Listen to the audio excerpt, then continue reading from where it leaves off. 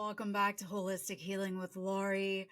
I am really excited to share today's episode with you because it's an extension of my health journey. And I just want to tell you straight up, wait until the end or even just go to the end of it because I have an update to the update that is really exciting and weird and crazy and kind of turned my world upside down in a really good way. But I think you're going to be surprised and yeah, just enjoy. So, first of all, in this next section, I'm going to be showing you some pictures of things that I passed, which are going to be, you're going to be like, what? Because that's what I was like. So I also recognize that not everybody wants to see the contents of my toilet. But at the same time, if you've been experiencing chronic symptoms and chronic illnesses, then I think this is really important for you to bring it home, as to what is probably inside of you. Just a little bit to set the stage here. I have been cleansing for parasites. I did 8 months using what I call stacked medications. So specifically, the things that I'm looking at are fibroids and the perimenopause symptoms, so hormone imbalance. Now, I've been taking bioidentical hormones to be training wheels so that I could function, honestly, because it was getting pretty bad there for a little while. And no hot flashes or anything like that, just energy levels, night sweats, mood swings, and stuff like that. So anyway, I decided to, and this is a very advanced approach, and I only recommend it to people who have been, I talked about the 8 months that I'd already treated, and then because that took care of my lifelong fibromyalgia symptoms. But when the perimenopause symptoms started to develop and the fibroid symptoms started to develop, I was like, okay, I still have some parasites in there that need to be taken care of.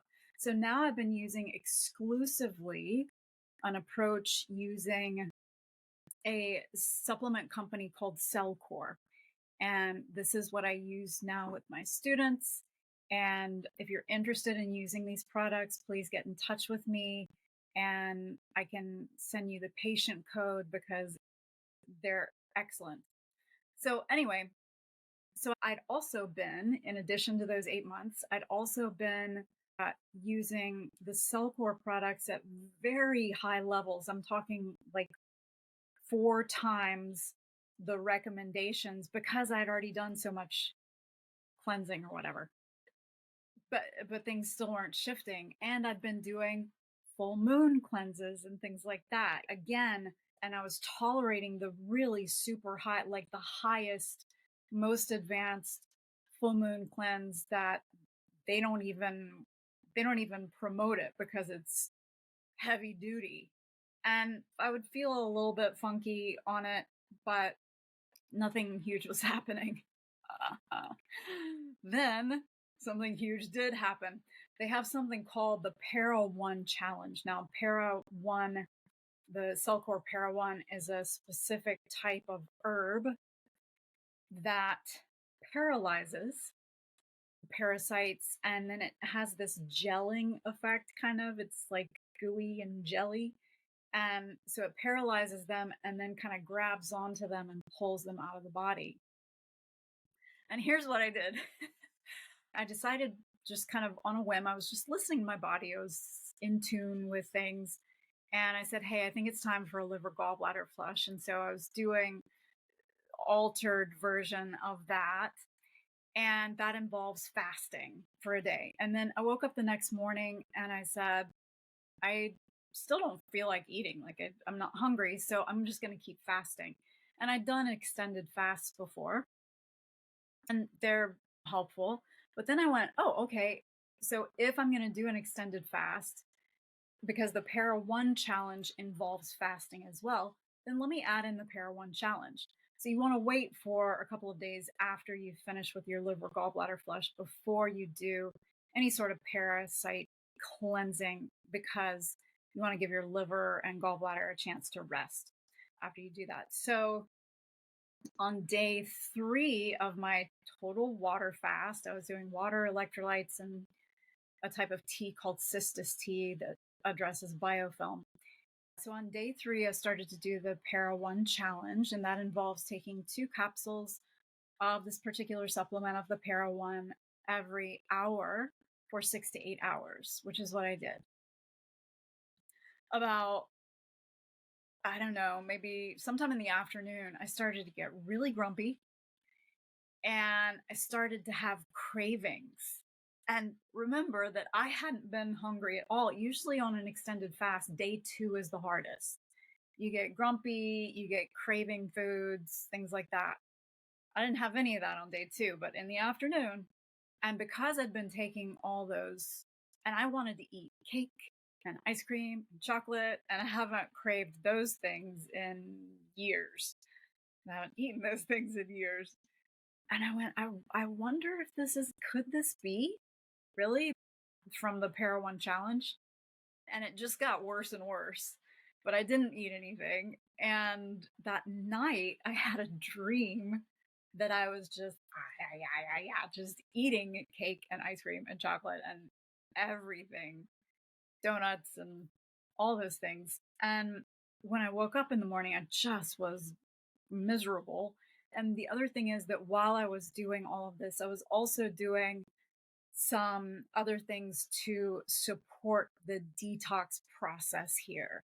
Because when you do have parasite die off, or even just when you're fasting, your body is getting rid of a lot of toxins.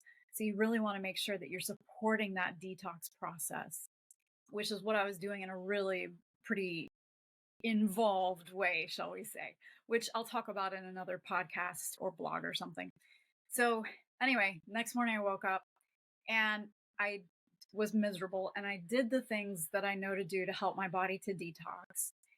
And the things that started coming out of me are not what I was expecting at all.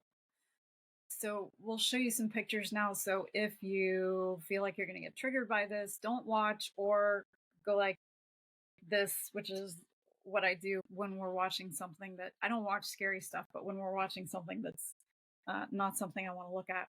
So I'll just tell you too what was coming out of me.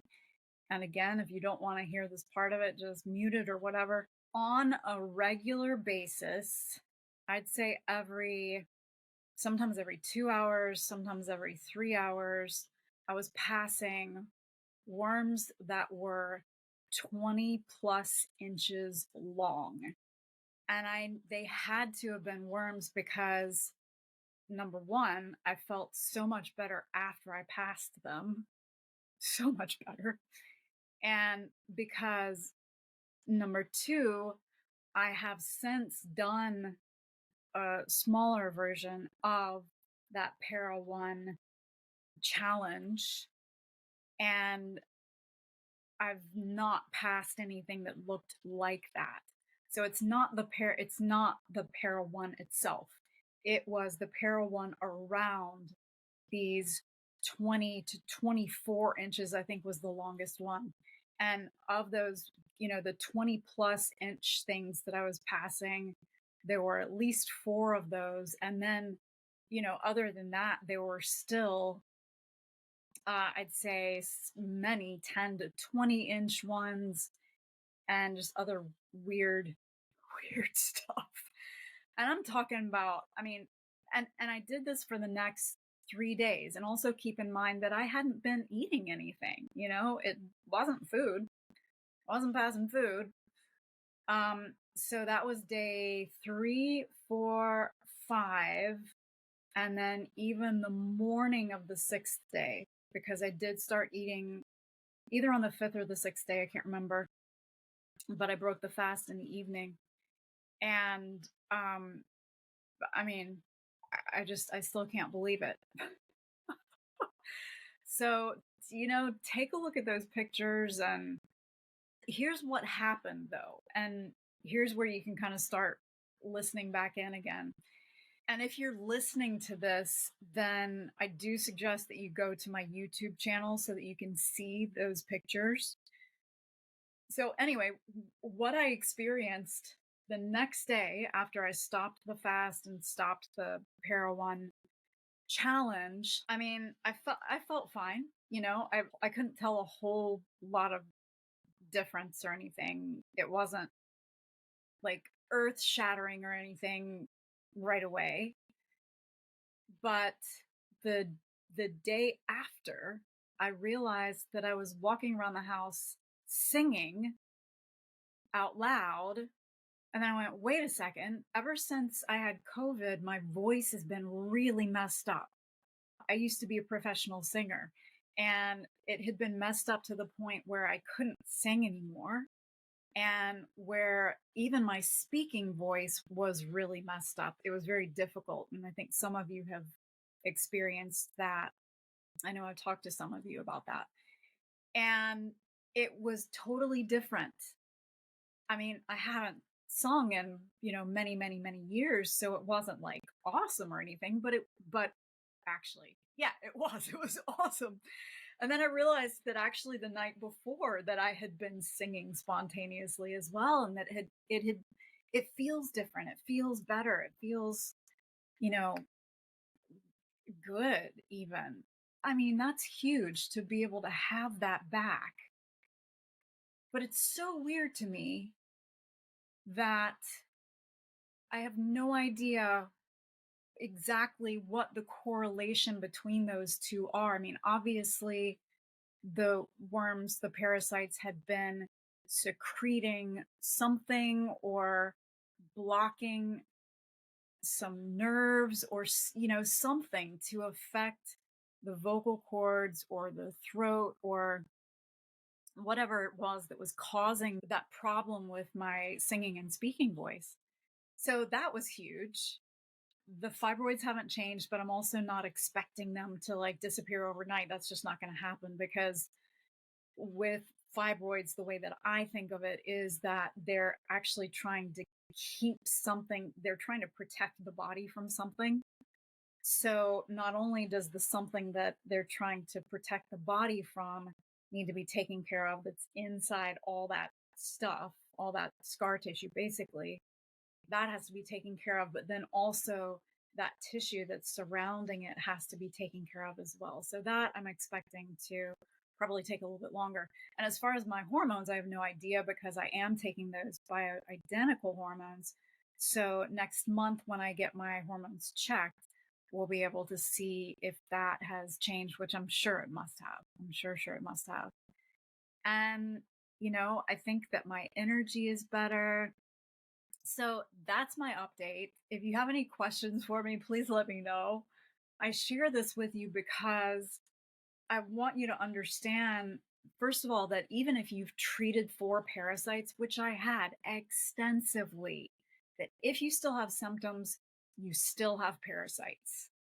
And this just, I already believed that and knew it, but this just like brought it home in such a big way, right?